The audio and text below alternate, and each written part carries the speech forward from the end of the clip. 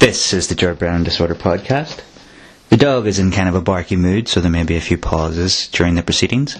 But, until then, here is the theme music. God, that was terrible this time. The headphones got in the way.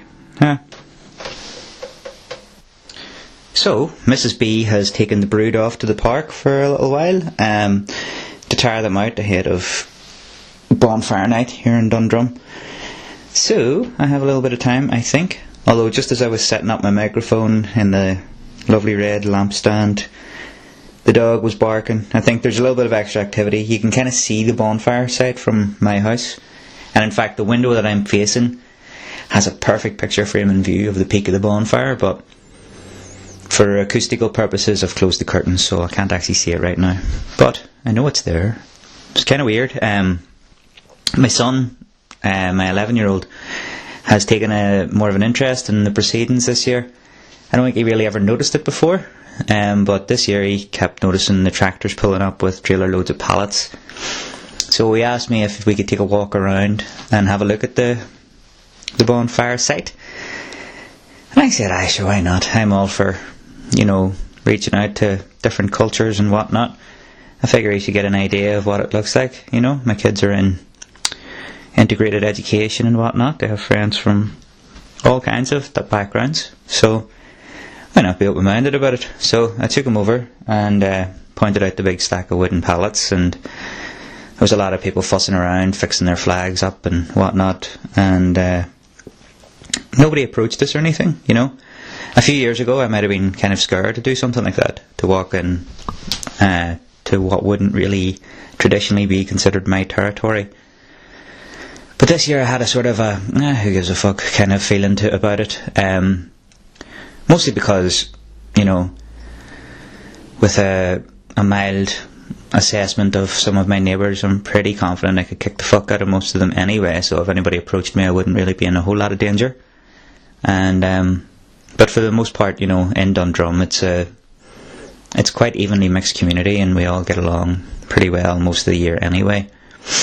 You do hear some mumblings at this time of year that are a little less, modern, I suppose, but what can you do?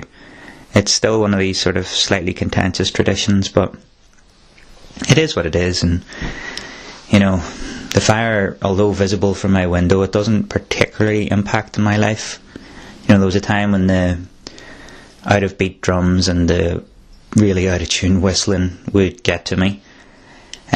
Mostly because I would be convinced that it would wake one of my kids up during the night, and I would have to, take away from some of my highly sought after, alone time. But as the years have gone by, I've realised that the kids don't really wake up during it or anything. They're pretty heavy sleepers. The dog gets a bit worried, and I think that's why he's a bit more barky today.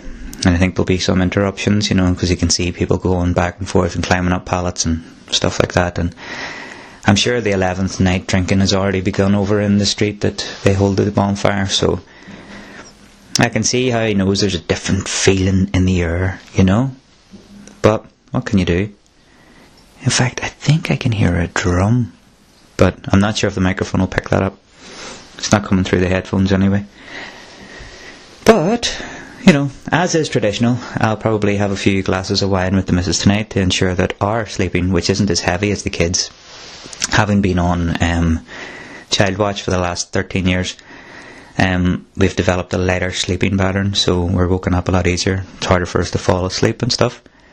I'm constantly battling insomnia myself, and Michelle, with this heat, is going through a little bout of it too. So we're going to get mildly sozzled tonight, I think, and sleep through the festivities, and wake up tomorrow and maybe tut at the soot on our windows and on our cars. But, we'll get on with life, and it's no big deal. Some of the surrounding towns are going to be closed off with different marches and stuff, but I've remarked at how lucky I've been the last wee while. Every time I'm coming into a town where a march is about to start, I seem to be just in front of it. I can usually see it gearing up just in the distance, and I'm getting on past it. And in previous years that hasn't been the case, so, I'm just thanking the gods of parades or whoever is looking out for me this year. I always thought it would be a good idea for an app, although there probably wouldn't be a huge demand for it, us being quite a small island, but something similar to Google Maps, but that allows you like these alerts about where different parades are going to be, and you could use it in both sides of the community. I mean, you could have the people who want to avoid the marches because they don't want to get stuck in traffic or whatever, well, they get the alert to tell you where not to go, and the people who want to go to them can get the alerts to tell them where to go. It sounds pretty cool, but maybe there's not a big enough population here to support what it would take to invest in something like that. Who knows? But anywho, I'm not really sure how long I have now, because I've put my phone in airplane mode, so even if Michelle texts me to tell me she's coming back from the park, I'm not going to get the message. I just didn't want it to interfere with the recording here. So I should probably get ripping through with the rest of the reading that I've started. In previous episodes, you will have, if you've listened to them, you'll have sampled the work from my short story collection, Possession, Obsession and a Deisel Compression Engine. We're halfway through that little 6-story collection, and I'm thinking I could probably I'll maybe just do one today, because I'm not sure how long I have, and it's just one of the longer stories in the collection, and then that means I can do the two for the next episode. Also, I have some creative writing questions this time, brought to you by the power of social media. So I'm going to select a few questions and try and answer them as clearly and concisely as possible to help you on your own quest to creative writing. So, let's get on with this collection. I had a quick flick through the copyright page on this little booklet, and this particular story was first published in a collection called Chimera World in 2006, so I probably wrote it around 2005-2006. So again, these are early days stories, but as I've read through them, I've been pleasantly surprised at the level of competency I found in them. So that's kind of nice, and it's sort of given me confidence that I have a modicum of talent for this, because I didn't know as much then as I know now, but these stories are still quite entertaining. So, without further babble, please hear Road Rage by Gerard Brennan. So what can I say about Freddie? I loved the crazy asshole like he was my brother. I first clapped eyes on him at a Ford dealership in Belfast. I was trading in a beat up 1999 Fiesta and stretching my finances for something with a bit more muscle. The Fiesta and I never really got on too well. In the 2 years that we'd driven together, I never named him. Couldn't even understand him, seeing as how I had dropped Spanish in my 3rd year at school. I couldn't wait to be rid of the greasy little creep. As we pulled into the forecourt of the dealership, the Fiesta was whistling the Mexican hat dance. Freddie rolled up on me and told that little prick that what he could do with his whistling. I didn't even have to look at his price tag. I found the car I was looking for. He was a Ford Focus metallic silver, with a chrome mesh grille and 5-spoke alloy wheels. There was something about the simplicity of his modifications that spoke to me. He looked confident, tough, and more than a little evil. I had to spread my loan over 4 years and make higher monthly payments than I intended, but Freddie was worth it. As soon as I sat behind the wheel, I felt the sense of power. The seat was in a perfect position for me. I might have been waiting for Freddie my whole life, but it seemed as if he'd been waiting for me too. I grew impatient with the fat, cheap-suited salesman and his stupid advice. I already knew everything I needed to know. Before he finished his spiel, I gunned the engine and flicked on the radio. A thumping rock track spewed from the speakers and drowned out the sweating salesman. As fate would have it, it was one of my favourites, Pay the Man by Jesse Steele. The salesman stepped back from the noise and I closed the door. We tore out of the yard, engine revving and tyres squealing, and hit the main road sideways. I thought he was never going to shut up, said Freddie as we picked up the speed. Typical salesman, I said. I'm a man of few words, and Freddie accepted that from the start.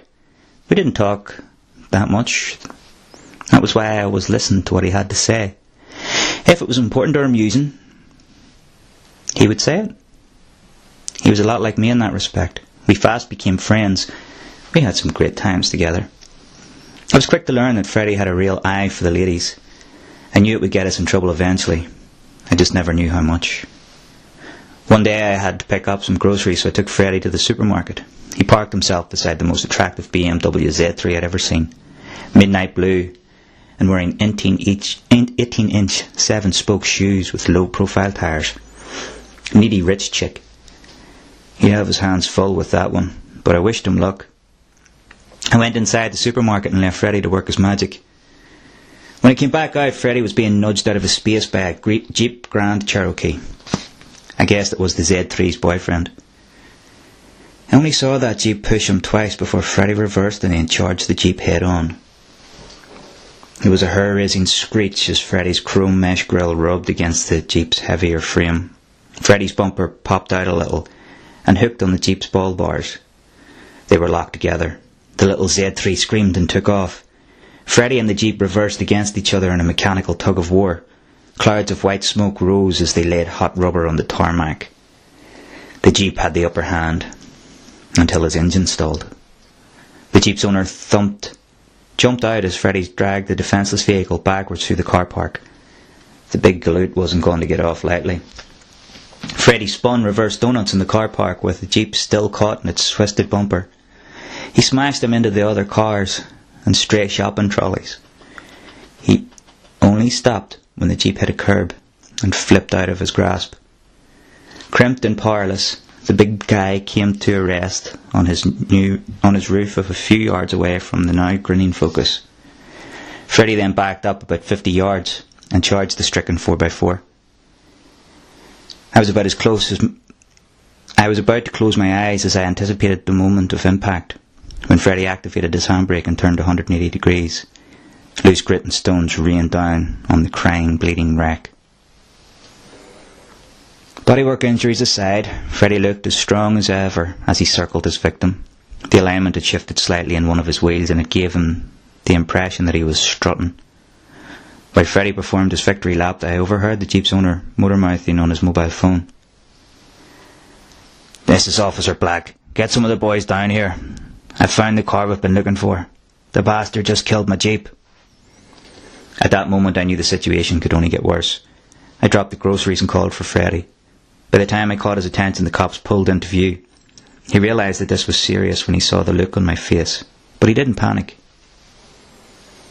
Instead, he drove towards me as I ran to him, and we met in the centre of the car park.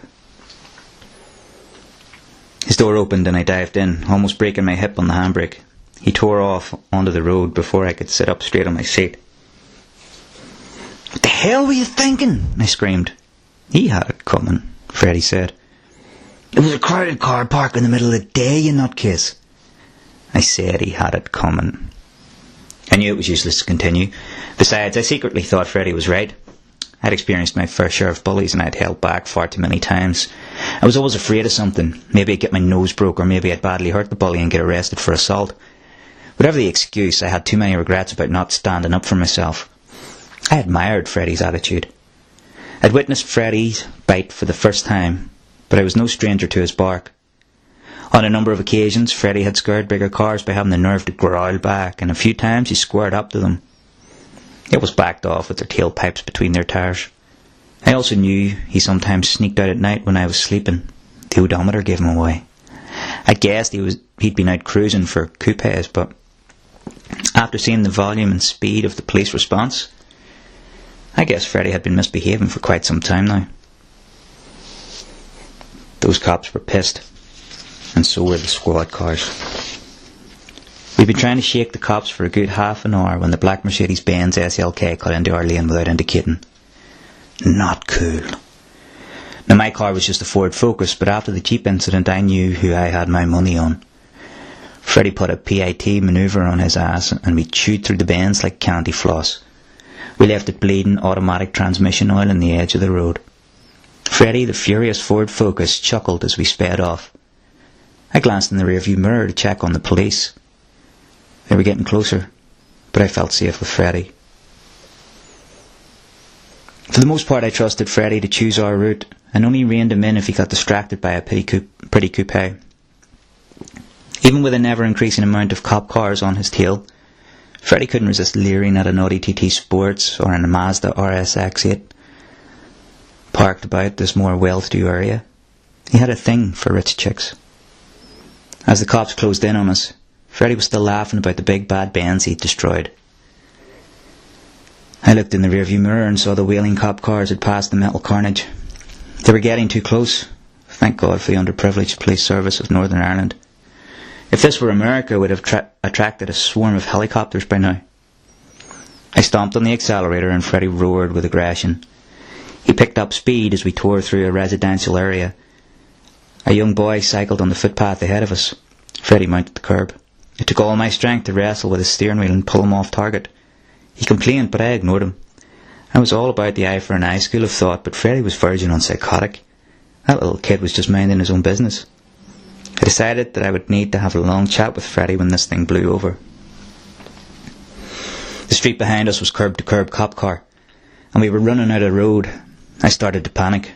Freddie didn't seem all that bothered, the tough bastard. We were speeding down the bus lane on Corporation Street when Freddie made a beeline for the docks. "What are you doing, man?" I asked. "The cops will have no problem sealing us off here. We'll be cornered." Looking back, I counted 10 cop cars filing after us. The howls of their sirens put me in mind of a pack of wolves on the hunt. More of them cordoned off the exit, but we were moving too fast to get an accurate count. There were more than 2 of them among that blue-lit cloud of chaos, though. "I think we're dead meat, Freddie," I said. "You have little faith." I laughed. Couldn't help it. His cocky attitude hadn't escaped him. I realised it never would. "Well, I hope you have a plan, man." "I sure as shit don't," I said. "Wait and see." Freddie sped towards the end of a long pier. The cop cars lined up side by side as they advanced on us. It was literally the end of the road. "Goodbye, little buddy," Freddie said. "It's been swell." "Slow down, Freddie," I screamed. "We're going to end up in the sea." Freddie slammed on the brakes about 200 yards from the end of the pier. The cops slowed their pace, confident they had us. We looked out at the sea. I knew he was thinking. He'd stopped to give me a chance to bail out. I didn't know if it was really what I wanted, but Freddie was sure, and that was good enough. The end of the pier wasn't walled. A clear runway. With enough speed, it'd be just like flying. "It's up to you," Freddie said. "No, this is all you, man. But I'll go along for the ride as usual." "I love you, man. Nobody ever understood you like me, like you do." "Ditto. Now come on, Freddie, before I change my mind." Freddie revved his engine. The tachometer needle jerked up and feather fell down with each roar. My knuckles turned white as I gripped his wheel. This was it. I was going down in a blaze of glory with my mechanical mate. Drowning. Fuck it. "You have nowhere left to go. Give up now before anybody else gets hurt." The voice was amplified and mechanical. "You'll never take us alive, copper," Freddie screamed in a passable gangster accent. I laughed like a lunatic. The wheels spun for a few seconds before we took off. The end of the pier loomed. We approached at nauseating speed, and then we were flying, falling, floating. Cool air hit the side of my face. The electric windows were open, my seatbelt unclipped. I tried to slot it back in, but the clip wouldn't catch. I pressed the button to raise the electric windows. Nothing. "What's going on, Freddie?" "I can't take you any further, buddy. It's enough to know you were willing to go this far for me, but I can't kill you." We were sinking fast. The choppy water poured in through the windows. I was up to my waist in seawater. "No, man, I can't leave you like this." "You have to." Freddie's voice crackled with distortion. The water had flooded his speakers. I held onto the wheel of the car as the car went under, determined to drown with my friend, but in the end I had to let go. I floated through the driver's side window and swam to the surface. I was cold, wet, and in a lot of trouble with the law. But Freddie wanted me to live. He was gone, but I would live to tell the tale for him. I'll always love that crazy bastard. The end. So there you go now. I think that's the kind of story you would call of the bizarro genre. Possibly. It might not be crazy enough to make it all the way into bizarro, but it's definitely on the doorstep, you know. And some of you with a keener ear for detail might have picked up on the fact that there's a little Easter egg in there as well that relates to the last story. The character of Steel Guitar gets a mention as Jessie Steele, and her song Pay the Man is in the charts. You'll remember she was the Reverend's daughter in that story who sold her soul for a nice guitar and a shitty record deal, possibly. And those kind of little, winks and nods are sort of threaded through that collection, which is something I like about it. So maybe next time I'll not point out which ones are there, but you might catch them yourself. We'll see. Anyhow, like I said, I'm just going to read the one story today because I do have a few creative writing related questions, and then after that I might go off on another wee chat. We'll see what time does for us and whatnot. But for now, just give me a wee second for a quick sip of water and to read the questions. 2 seconds, buddies. So, the author Caroline O'Brien, which I hope I'm pronouncing right, she's the author of the book When the Mask Slips. She sent me a nice wee list of questions, and I'm going to start by cherry picking a few of those, and then I'm going to save a few more for like an episode later. But the other questions that I was sent by other contributors, they were sort of character based questions or character driven questions. So the first one that I want to hone in on from Caroline is, she asks, how do you name your characters? Well, I used to just pull the names out of thin air, basically, but I remember I was doing a short story once at my for my masters, and one of the people who commented on the story had said that the name for one of my children sounded a bit more, one of my child characters, sounded like a slightly older person's name, I can't even remember what the name was, but I do remember it was something like, probably had 3 uncles named that way, and he was saying, names can be a bit younger and give you different things, like you sort of think Jack might be a rascal, whereas Ethan might be a slightly, quieter child, that kind of thing. Like a name can have a bearing on a character before anything else. So I gave that some thought, and then I began to think, well, there's one way of actually fixing the whole, that name sounds too old for that person. So what I do is I work out the year that the character was born, and then I Google the top 20 names for boys and girls born in that year. And then I hunt down through it, and if there are any names there that I haven't used, and if they sound quite good, if they look good on the page and are easy to spell, then I usually pick one of those.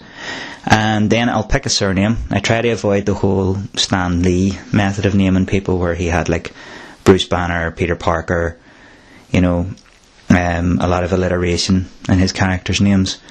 I like them to have different different initials, that they're not the same letter repeated twice in their initials. I also try to make it that we don't have like a John and a Jonathan and a Jack and a James, too many J sounding names or whatever. I try to vary that up a wee bit as well, just because it's easier for eye recognition for the readers. So I do actually put a lot of thought into my characters' names at this stage, especially since I do have like a back catalogue of characters. So yeah, that's my hint. There is also this thing online called the Irish Name Generator. So if I'm having trouble coming up with a surname, I'll sometimes get that going, and if I don't like the combination of the name they throw back, I'll use the surname, but I'll take one of the Christian names from the top 10 baby names of like 1974 or whatever it might be. So there you go, that's how I do that. I tend not to name my characters after anybody, because I might insult them if I kill them off or something like that.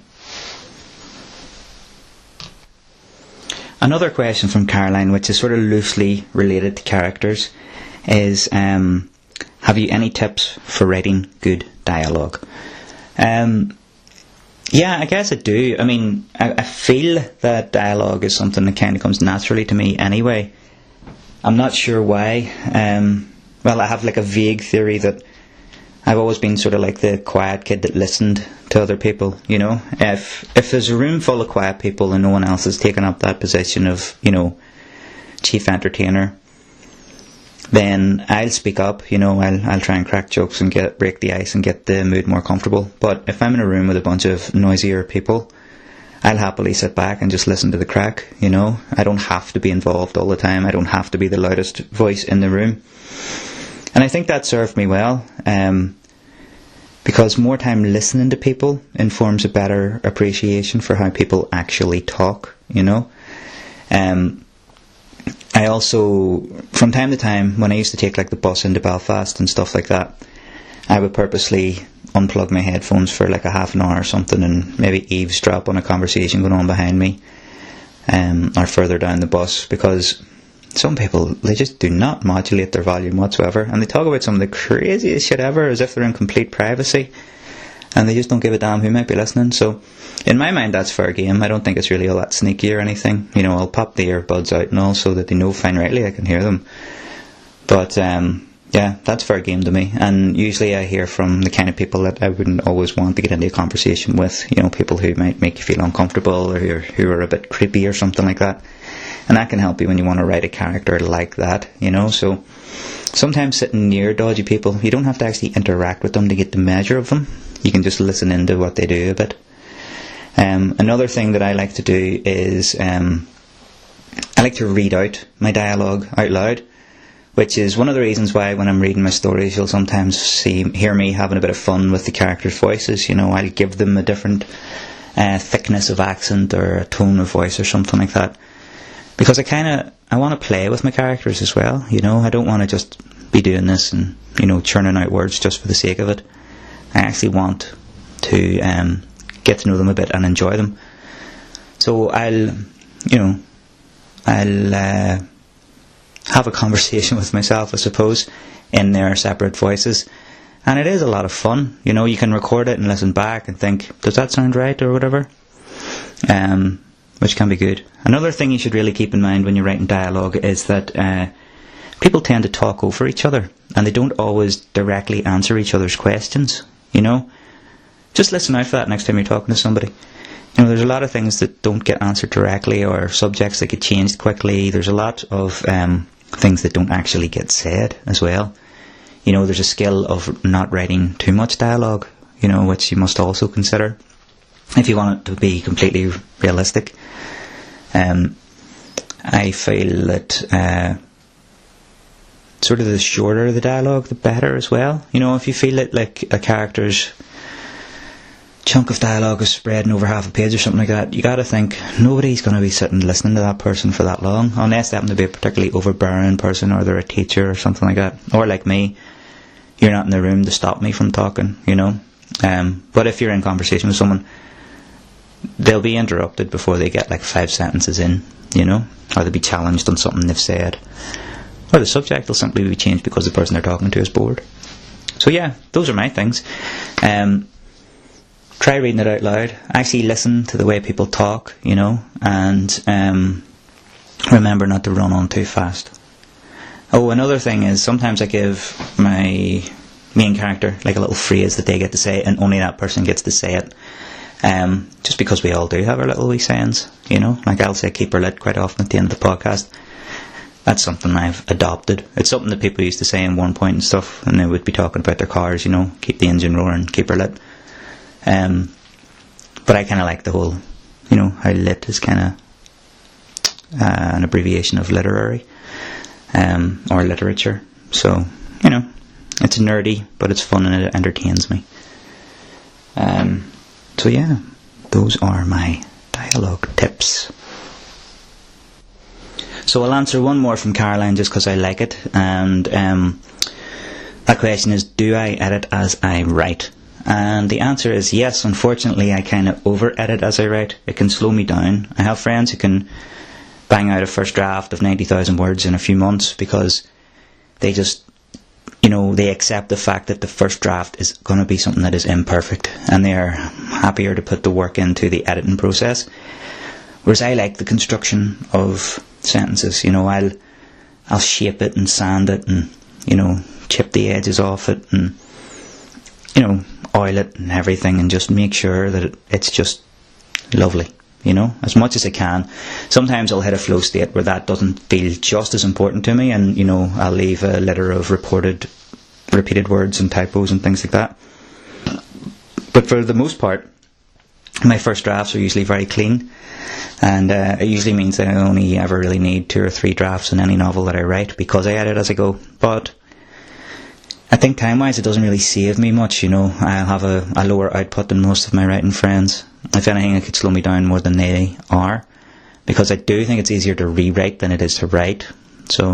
But no matter what, that's just the way I do it. I can't force myself to do it any differently. Can't force myself to think any differently. Well, I suppose if you want to challenge yourself with mindfulness exercise or something, you can do that. And I probably could deprogram my writing style, but the way I see it, it's a style that's worked for me, and so I'll just keep it going as it is.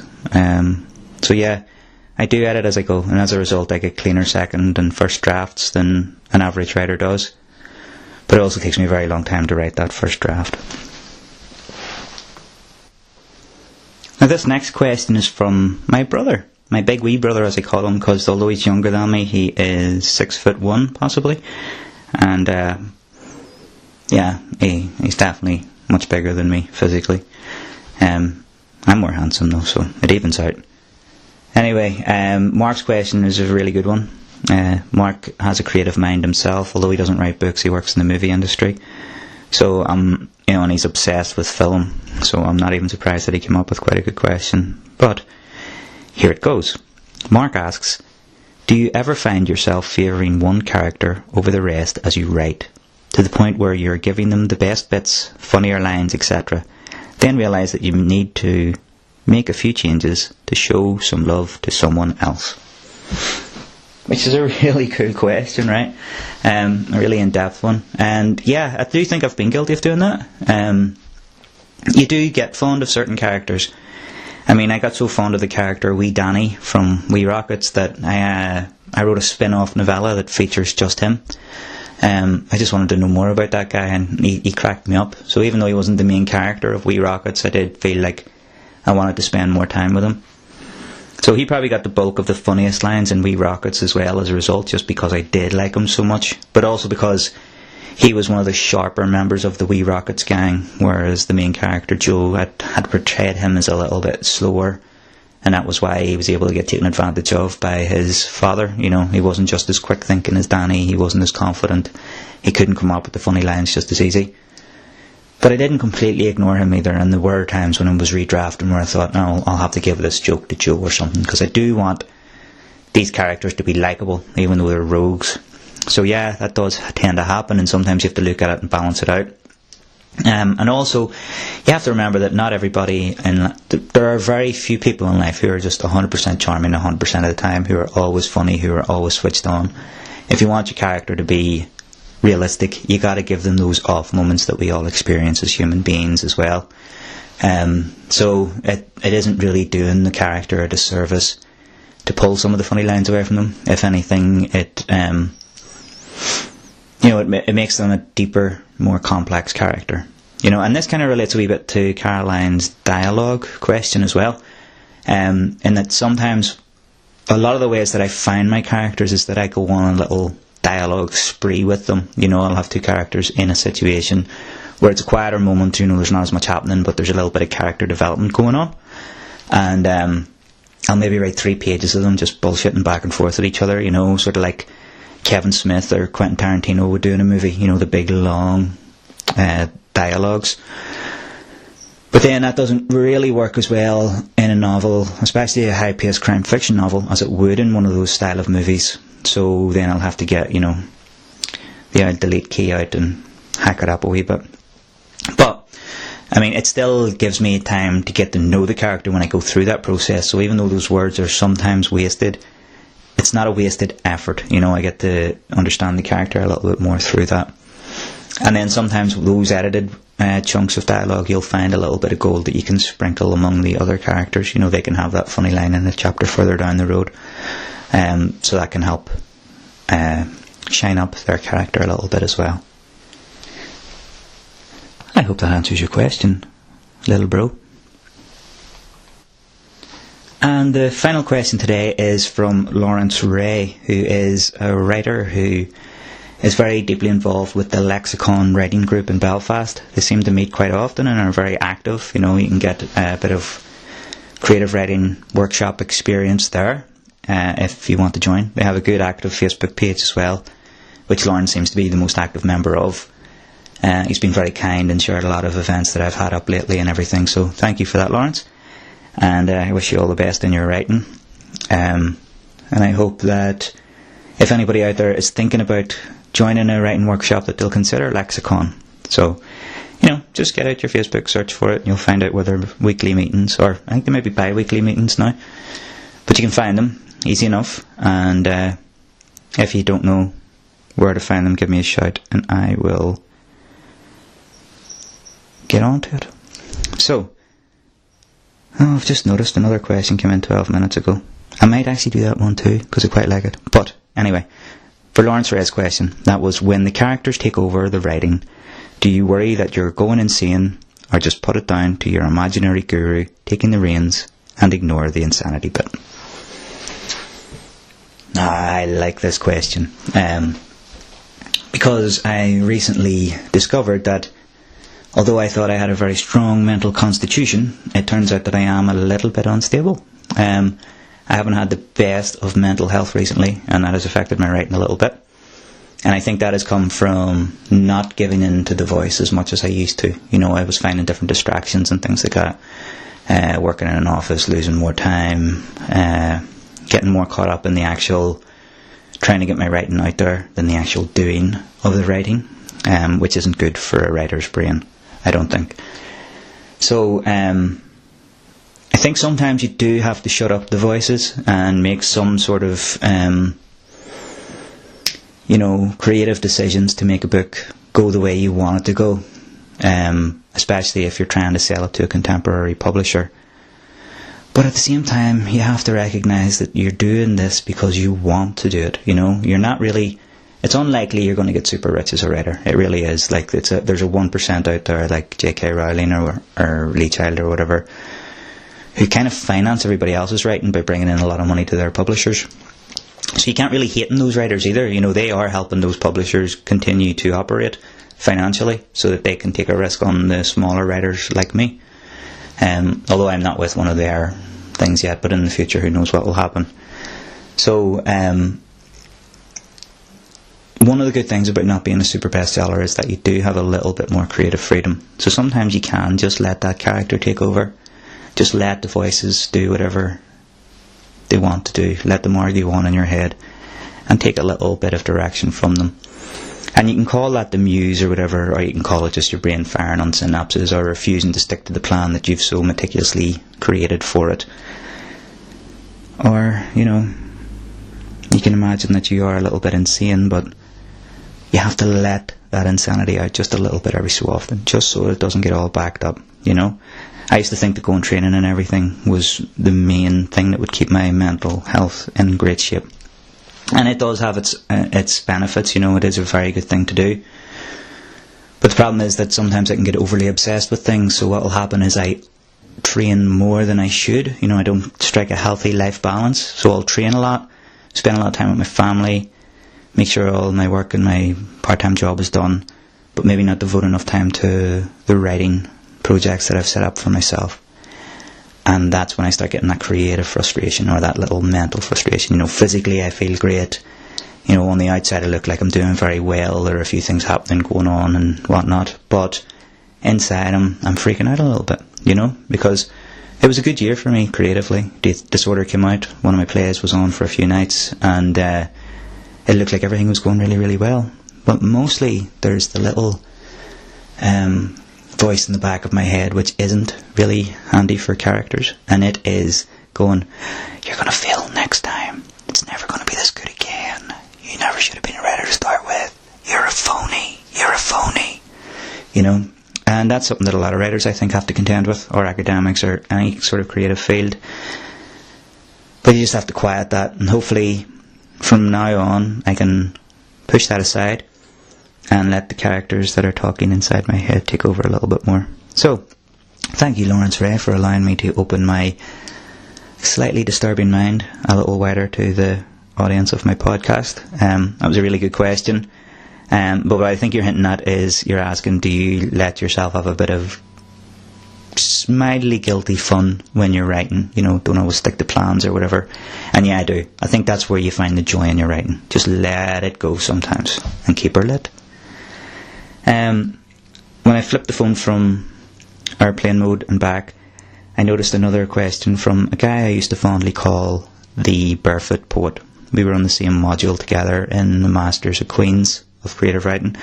And at the time, Nathaniel Joseph Macaulay used to have an aversion for wearing his shoes in class. He would kick them off and look very, very comfortable and bohemian and rather handsome and skinny at a time when I had a lot of dad bod weight on me. And I was very jealous at how good looking he was. Also, he was a poet, so, there's a real sort of artistic sexiness to that as well. And I thought I was going to hate the guy, to be honest with you, but it turned out he was a very sound lad, and I like him a lot. And I wish him all the best in his poetic endeavours as well as his teaching endeavours, which I think is a really good place for Nathaniel to be. He seems like the kind of guy that could really get to young kids and get them enthusiastic about education. So you keep her lit as well, bye. And don't forget where you came from, because you could end up half London Irish before you get back home. Anyway, Nathaniel's very eloquent question is, the fuck's the point in anything? Discussed on. Well, we're getting slightly away from the topic of creative writing here, but I'm going to try riffing on that without any real contemplation on it, because I just think that would be kind of fun.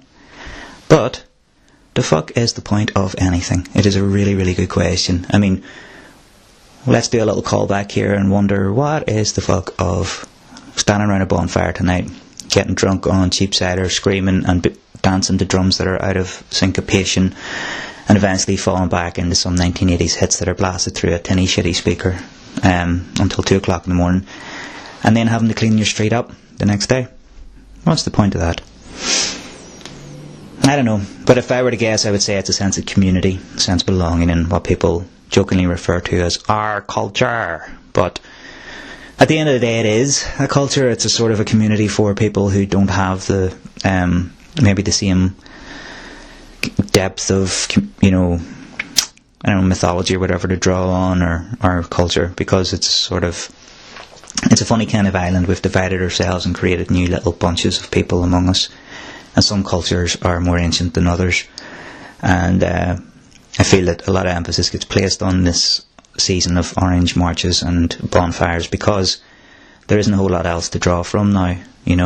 Back in the day when working class Protestant people could spend a lot of time working in factories and all, there was less time for them to worry about things like, what is my identity, what is my culture, what am I for? But now, and especially with the proliferation of social media and people sort of being in everybody's business, people do wonder a little bit more, what am I for? Especially when they're not working as much or whatever. So those bonfires really just promote a sense of community. Unfortunately, they're also shocking for the environment, and they also create, in my opinion, a little bit of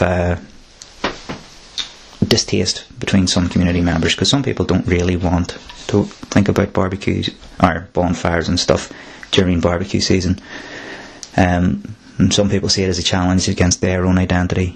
People will argue that celebrating William of Orange's victory in the Battle of Boyne back in 1629, I think it was, is really just a holiday that celebrates the death of Catholics. I'm not sure that that's always consciously what it is, but there probably is a bit of an element of that too, in fairness. But if you look at the World Cup, you've got the people who support England and you've got the people who support anybody but England. They're just creating a tribe, some sort of divide, and something that they think is a fun way to say it's us against them,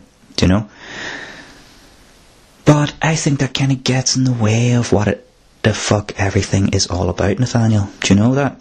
Because I think what we should be concentrating on is finding our similarities rather than concentrating on our differences. And that's why I have my kids in integrated education. That's why I like having friends from different religious, social and economical backgrounds.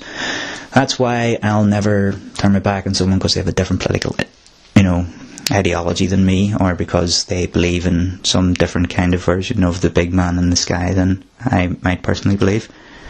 They might even want to believe in a flying spaghetti monster. I don't give a fuck. All I care is that I am leaving behind a slightly more pleasant world for my children and my children's children to live in. And if my contribution to society is stories that entertain people, then so be it. But I will also spend every day trying to be less of a dick than it is my instinct to be. I grew up with a little bit of a temper on me. Part of the reason why I got into pub fights as a kid, or a teenager, and then into my 20s. But also, it was one of the things that drew me towards martial arts, because I wasn't really good at getting into fights when I was being drawn into them. I wasn't really good at fighting when I was getting drawn into those fights. So I learned how to fight properly. And do you know what that did for me? It actually gave me the confidence to not get into a lot of those situations. I wasn't mean mugging anybody. I wasn't looking around me considering who might want to start on me, and then perhaps, creating the problem that I was trying to avoid in the back of my head somehow. If you over worry about getting into a scrap, then you're probably going to visit one upon yourself. A self-fulfilling prophecy of sorts. So, I learned how to fight. Stopped getting in fights. But I also learned how it was important to keep my body physically fit, and how having a fit body can also mean having a fitter mind. I lost sight of that a little bit for a while whenever I had kids, and I allowed myself to get a bit physically lazy. Although we did have a few challenges because one of our children has special needs and whatnot, so as parents we have to put a little bit more time into our kids than most people do, because while you're putting lots of time into one kid with special needs, you also have to balance out with the other two kids and make sure that they're not losing out on their own well-deserved time. But now they're slightly older and I've gotten back to being fit, and although I'm in the middle of a slightly unhealthy eating binge due to the heat and somewhat low mood at times, and I've put on a couple of pounds, I'm not freaking out about that too much, because I have consistently showed myself that I have the discipline when I need to call upon it to get back to the weight that I feel I should be at. And to be fair, I haven't gone too far down the bad path just yet anyway. I'm still physically fit enough to enjoy jiu-jitsu class and to be in the under 75 kilos division.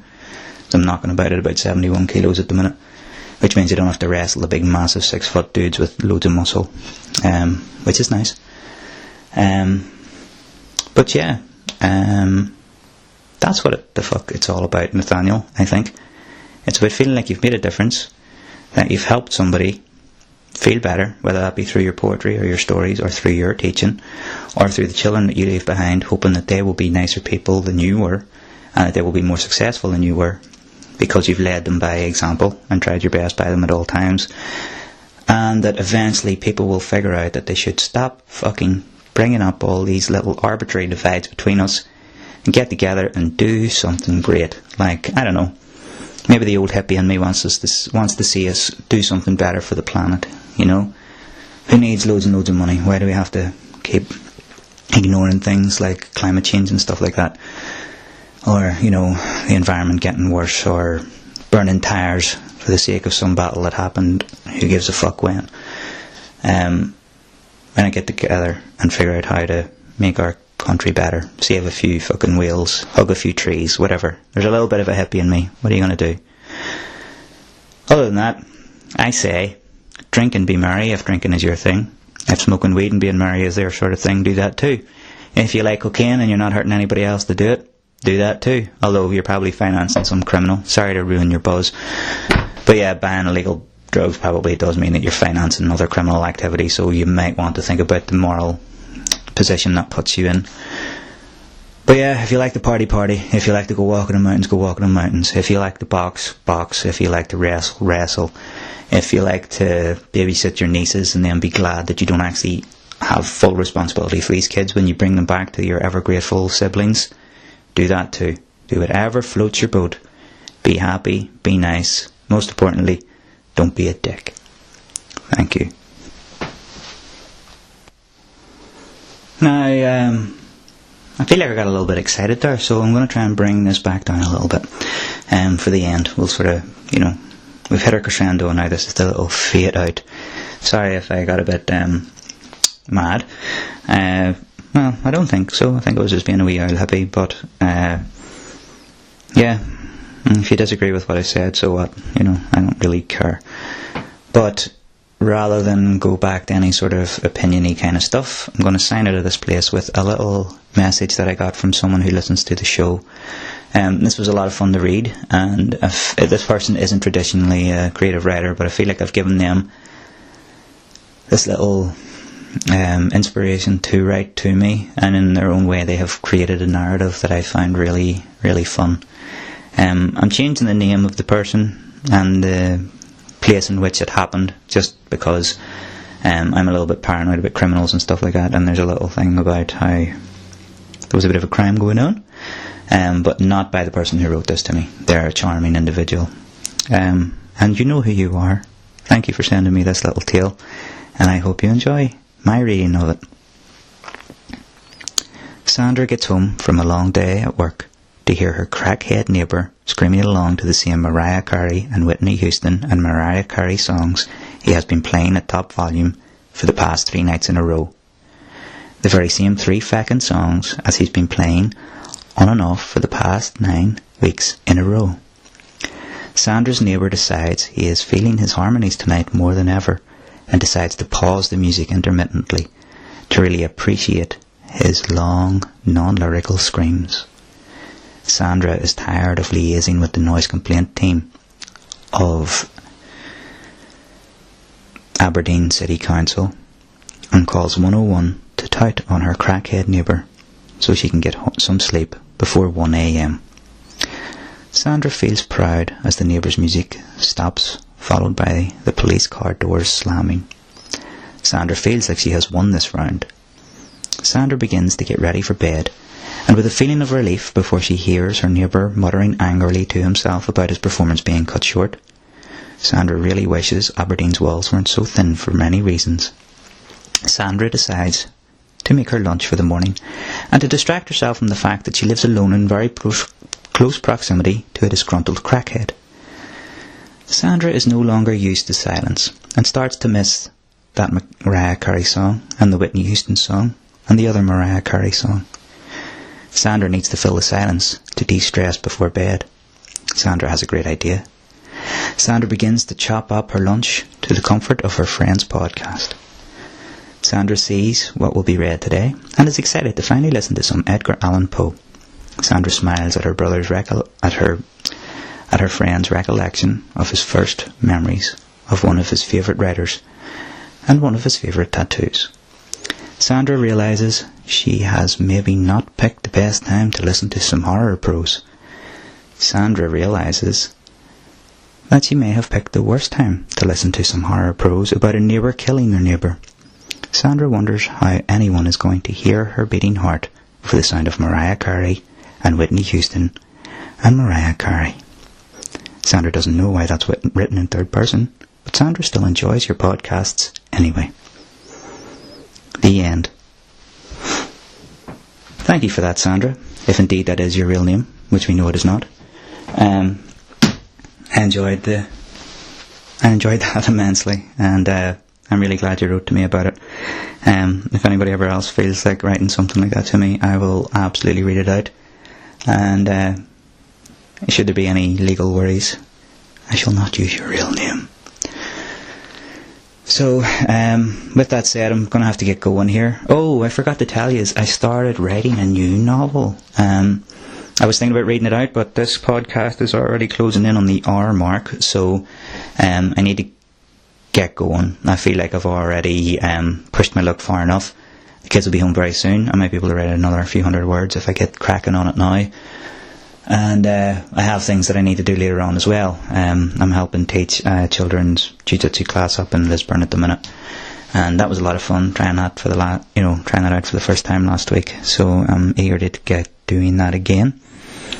But yeah, it is another limit on my time. And then I'm going to come home from Lisburn, and I'm going to get merrily tipsy with my wife and watch a horror movie to drown out the sound of bonfires and out of sync snare drums and out of tune flutes. And I'm going to sleep like a baby, a very drunk, snory baby, and everything will be fine in the morning. So,